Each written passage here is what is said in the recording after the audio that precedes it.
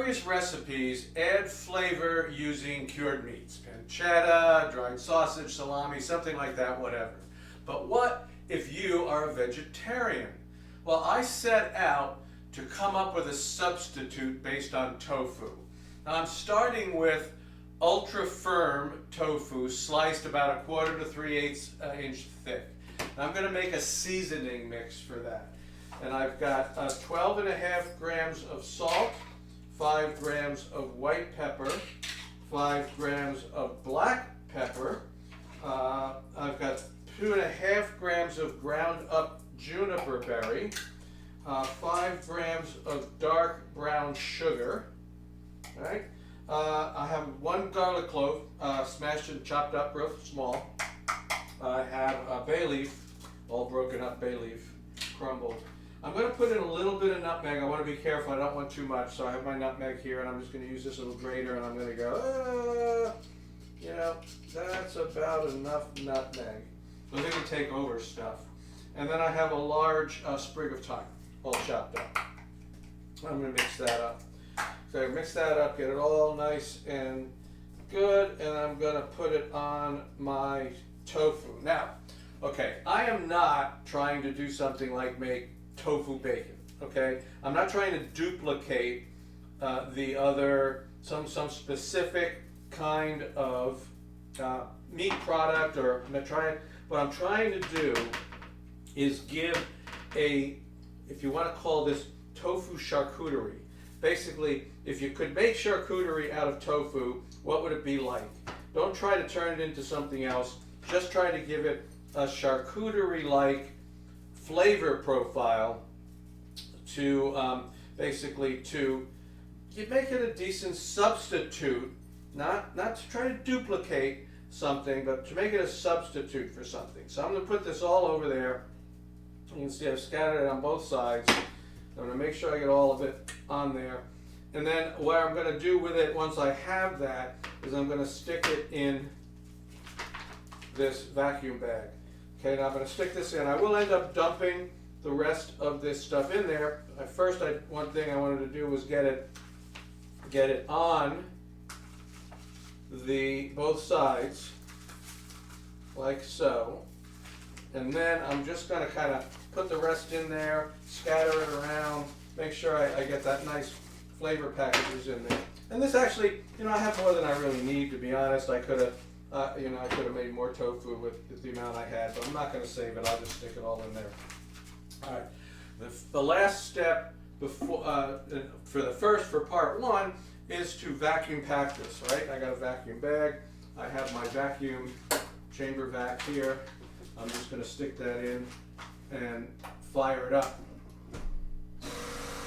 So the idea here is by vacuuming it, is I'm going to help force those flavors into the tofu, so I don't have to leave it for a super long time. I'm just going to put this in the fridge overnight, and then tomorrow, when I come back tomorrow, we'll go on to the next step of making our tofu charcuterie. So we'll let this go, and I'll see you tomorrow. Okay, so my tofu has been in the fridge overnight, about 24 hours, a little less. It really doesn't matter, it's not that important. I take it out, and now what's happened is it's been nice and seasoned with all of this. And what I want to do is I want to actually brush that all off. And I can rinse it all off too. It's fine. I'll just go over to the sink and we'll quickly rinse each piece. I don't have to be, you know, super anal about it, and make sure that I get every little bit of that off. And then what I'm going to want to do, if I do it that way, is I'm just going to want to dry it like this.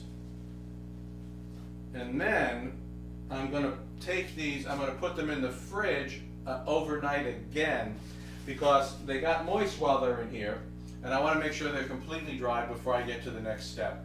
So we'll come back tomorrow. All right, nice and dry. So what I did now is I hit it with about 2 minutes of cherry wood smoke. And we'll just take those out, open that up. Just a little bit of smoke on them to add to that kind of charcuterie vibe.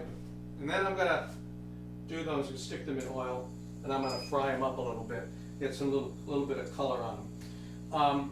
Now, the reason I wanted to make sure they were dry was because I think that it works better, the smoke works better when it's dry. Now, and also the process is more consistent that way because, I mean, dry, you know it's dry, right? Dry is dry. If I do it when it's damp, it's like, well, how damp, and how is that going to affect the smoking process? So from my perspective, it was better to, you know, like I said, I think it works better when it's dry, and it's more consistent when it's dry. So now I've got them sitting here frying up in a little bit of oil to get some color on them. Try to give them a nice finish, make it a little bit crispy. All right, so I got some of them in here. I don't have all of them in here yet. And we're gonna flip them over. All right. Like I said, I'm not trying to duplicate something. I'm not trying to turn this into bacon or salami, but I'm trying to get a charcuterie type vibe. What should tofu charcuterie taste like?